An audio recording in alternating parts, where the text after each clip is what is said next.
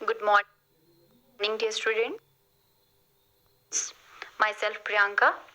आज हम बात करेंगे आपके यूनिट 4 के सेशन 5 के बारे में, जो है techniques of cleaning in various areas of hospital, यानी कि अस्पताल में सफाई करने के कौन कौन से अलग अलग टेक्निक्स है या फिर हम अस्पताल में कैसे सफाई कर सकते हैं. सफाई करते समय 3 महत्वपूर्ण स्टेप्स है जिन्हें हमें फॉलो करना है या फिर जिन्हें हमें ध्यान में रख के सफाई करनी है या करवानी है. तो सबसे पहले आप ध्यान में रखेंगे प्रेपरेशंस, कैसे प्रेपरेशन करनी है यानी कि तैयारियां करनी है सफाई से पहले. ड्यूरिंग क्लीनिंग, सफाई के दौरान कौन सी बातें ध्यान में रखनी है. एंड आफ्टर क्लीनिंग, सफाई होने के बाद कौन सी बातों को आपने ध्यान रखना है. इसके बारे में हम आगे बात करेंगे स्टेप बाय स्टेप. तो सबसे पहले हम शुरू करते हैं प्रेपरेशन से, यानी कि तैयारियां.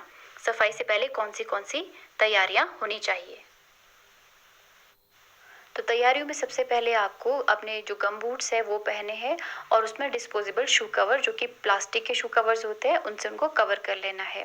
दूसरे स्टेप्स में आपके जो हैंड ग्लव्स होते हैं यानी कि जो आपके दस्ताने होते हैं वो हमेशा पहने होने चाहिए, जो भी क्लीनिंग वाला स्टाफ होता है या हेल्थ केयर डिपार्टमेंट में जितने भी लोग काम करते हैं. उसके बाद जो आपके पर्सनल प्रोटेक्टिव इक्विपमेंट्स है, जैसे आपके कैप है, मास्क है, एप्रन है या फिर गाउन है. गाउन एप्रन एक ही बात है, दोनों में से कोई एक पहना ज़रूर होना चाहिए. उसके बाद आपको क्या करना है कि प्रॉपर जो भी आप सॉल्यूशन यूज़ कर रहे हैं, जैसे या अल्कोहल यूज़ कर रहे हैं, कुछ भी आप जो सफाई के लिए यूज़ कर रहे हैं उसको प्रॉपर मात्रा में आपने उस सॉल्यूशन को मिक्स करना है, डाइल्यूट कर देना है.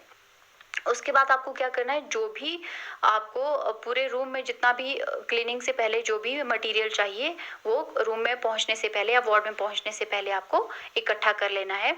जितना भी आपके लिए जो भी सामान ज़रूरी है उसको आप इकट्ठा कर लें. ये तो हो गए आपके 5 स्टेप्स. 6 स्टेप में आपने क्या करना है कि विजिबली चेक करना है कि जिस भी जो आपका पोछा है, जिसे हम मॉप कहते हैं, या कोई झाड़ू है या फिर वाइपर है जिसे आप सफाई कर रहे हैं, वो अपने आप में क्लीन होना चाहिए. उसके बाद कोई भी उसमें कोई बाधा है आपकी सफाई से पहले, जितनी भी बाधाएं हैं जिस तरह की, उनको आपको दूर करना है. लास्ट स्टेप में आपको क्या करना है कि आपका जो हॉस्पिटल का फर्नीचर है, जैसे कि आपके चारपाई है, अगर आप किसी खाली वार्ड में काम कर रहे हैं तो उनको आपको एक तरफ हटा देना है, या टेबल या कुर्सी जो भी फर्नीचर वहाँ पे रखा गया है उसको एक तरफ आपने कर देना है. क्योंकि जो हॉस्पिटल का फर्नीचर होता है वो मूवेबल होता है, उसको आप यहाँ से वहाँ आराम से जो है वो घुमा सकते हैं या हटा सकते हैं. तो अभी हमने बात करी प्रेपरेशंस क्या क्या होनी चाहिए सफाई से पहले. अब हम बात करेंगे ड्यूरिंग क्लीनिंग, यानी सफाई के दौरान हमें किन किन बातों का ध्यान रखना है. तो सबसे पहले क्या करना है, progress from the least soiled areas to the most soiled areas and from high surfaces to the low surface. क्या करना है, जो कम गंदा एरिया है वहाँ से हमें सफाई शुरू करनी है ज़्यादा गंदे एरिया की तरफ. और जो आपका सेकंड जो आपका स्टेप है वो है remove gross soil visible to naked eye prior to cleaning and disinfection. कोई भी आपको ऐसा कोई मतलब गीलापन नज़र आ रहा है कहीं पे भी जो आपको अपनी आंखों से नज़र आ रहा है, उसको सफाई से पहले आपने वहाँ से हटा देना है. और तीसरे स्टेप में आपको क्या करना है कि कोशिश करना है कि जो आपकी धूल है वो उसका जो डिस्पर्शन है वो कम से कम उड़े, क्योंकि उसके उड़ने से जो है पेशेंट को तकलीफ हो सकती है, उन्हें छींकें आ सकती है, कुछ लोग एलर्जिक होते हैं उन चीज़ों से, तो पेशेंट को परेशानियों का सामना करना पड़ सकता है. चौथे स्टेप में आपको ध्यान रखना है कि जो आपके मॉप से यानी कि जो आपके पोछे है उसको आपने हिलाना नहीं है, यानी कि झटकना नहीं है इधर उधर. और उसके बाद फिफ्थ स्टेप्स में आप क्या करेंगे कि जो आपका पोछा है वो थोड़ा सा वेट होना चाहिए, ठीक है. डस्ट कंट्रोलिंग जो है आपका पोछा होना चाहिए, जिससे कि धूल के उड़ने के चांसेस जो है वो कम से कम बने रहे. सिक्स स्टेप में आप क्या करेंगे, रनिंग वाटर के नीचे जो है आप जो अपना पोछा है यूज़ करने से पहले उसको थोड़ा सा गीला कर लेंगे. आपको एक बात ध्यान में रखनी है कि जो आपका मॉप है यानी कि जो आपका पोछा है उसको आपको डबल डिप नहीं करना है, मतलब 2-2 बार 3-3 बार पानी में नहीं डुबाना है. उससे क्या हो जाता है, उससे पानी का ज़्यादा कंटेमिनेटेड या फिर मतलब कि जो है गंदा होने के चांसेस रहते हैं, सॉल्यूशन वाला पानी जो कि आपने अपनी बकेट में रखा है. और अगले स्टेप में आपने ये ध्यान देना है कि 120 स्क्वायर फीट का जो एरिया है वो एक बार में साफ हो जाना चाहिए. उसके बाद ही आप उसको जो आपका पोछा है यानी कि जो आपका मॉप है उसको सॉल्यूशन में डिप करेंगे.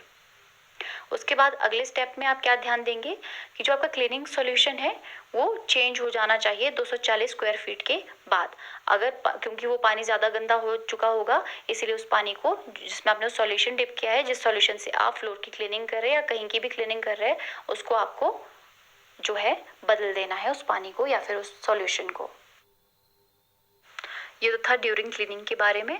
अब हम बात करेंगे डायरेक्शन ऑफ क्लीनिंग कि जो आपका मॉप है उसको आपको किस डायरेक्शन में पकड़ना है ताकि जो सफाई है वो अच्छे से हो सके, और जो एक एग्जैक्ट डायरेक्शन है, एक एग्जैक्ट दिशा है पोछे को पकड़ने की, वो कौन सी है।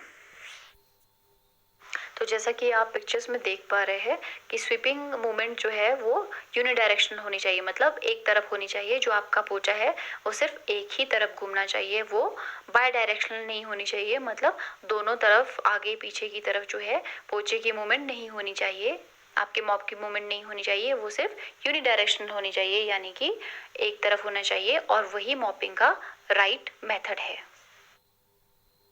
तो अभी तक हमने बात करी डायरेक्शन ऑफ मॉपिंग के बारे में। अब जो आपका लास्ट स्टेप है वो है आफ्टर क्लीनिंग, यानी कि सफाई के बाद, मॉपिंग के बाद आपको किन किन बातों का ध्यान रखना है। तो सबसे पहले आपको डी गाउन केयरफुली करना है। जो कि आपने पहना है, आपका मास्क, कैप, गाउन या जो भी आपने गम बूट्स जो भी आपने पहने हैं उसको आपको उतार देना है और उनको धोकर अच्छे से ड्राई करने के लिए रख देना है। स्टेप में आपको क्या करना है कि आपकी जो कैप है, मास्क है, जैसा कि मैंने आपको पहले भी बताया, इन सभी चीज़ों को आपको उतार देना है, अच्छे से वॉश कर लेना है और सुखाने के लिए रख देना है। थर्ड स्टेप में आपको आपके ग्लव्स उतारने हैं। आप चाहे तो उनको वॉश कर सकते हैं और उनको धोने के लिए भी डाल सकते हैं। अगर वो डिस्पोजेबल है तो आप उनको जो कि सुटेबल डस्टबिन है ग्लव्स के लिए, आप उसको उनमें भी डाल सकते हैं। उसके बाद लास्ट स्टेप में आपको अपने हैंड वॉश करने हैं, जो कि आपका स्टैंडर्ड प्रोसीजर है, जो कि जितने भी स्टेप्स हैंड वॉशिंग के बताए हुए हैं उस हिसाब से आपको आपके हैंड वॉश करने हैं प्रॉपर्ली, क्योंकि जब आपके हैंड्स जो है वो डिसइंफेक्ट रहेंगे तभी हम कीटाणुओं से रहित हो पाएंगे और आपके बीमार होने का खतरा भी कम रहेगा। तो ये सब था आज की टेक्निक्स जो है क्लीनिंग की, हॉस्पिटल की, उसके बारे में। आई होप आपको ये सभी समझ आया होगा। Thank you.